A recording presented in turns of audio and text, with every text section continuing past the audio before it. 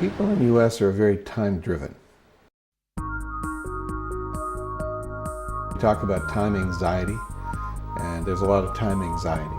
So I think in the U.S. we're driven, we're fast. And I think a lot of that then is how we treat time, how we value time in terms of status, meaning, and flow. Because timing culturally is ultimately about how we get together and when.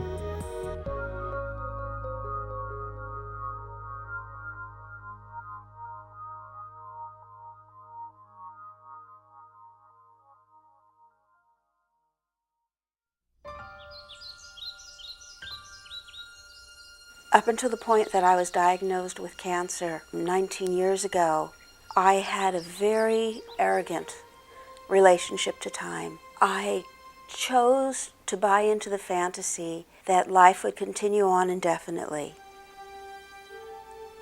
I could not have been more wrong. Well, I'll tell you exactly what the doctor said. He says, "Well, Melinda, you have cancer and it's everywhere.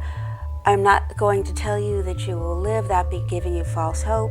My only advice to you is to waste no time." And time for me suddenly went from horizontal to vertical. It has been now ever since. My feelings have been present ever since. I've had to let go of my past ever since to live now.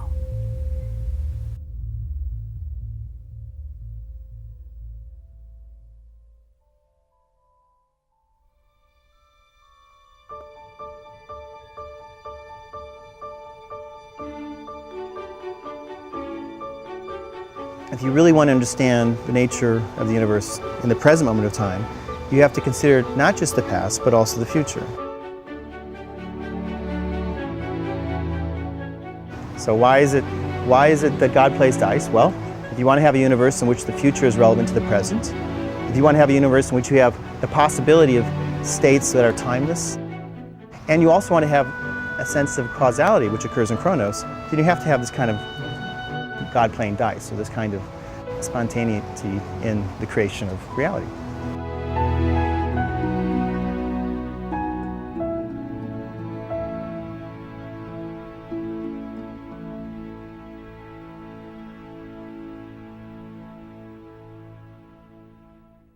When you first get to prison, there's almost an exciting element to it. After about 5 or 6 months, and it began to sink in that this isn't a dry run or a dress rehearsal, this is it.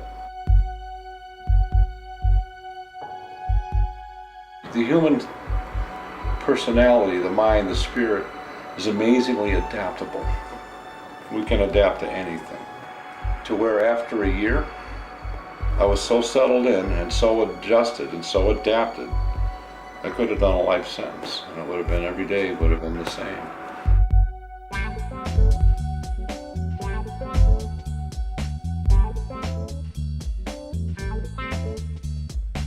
It's how you move through time and these sequences and what one thing is first and then this other thing is second and how they go together and how they move through time. It's cinema. Time can be your friend, but it can also be your enemy.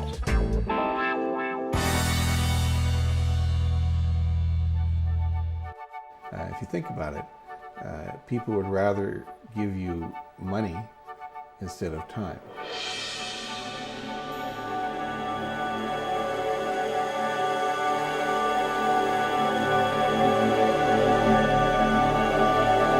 The time is the one thing you can't really buy.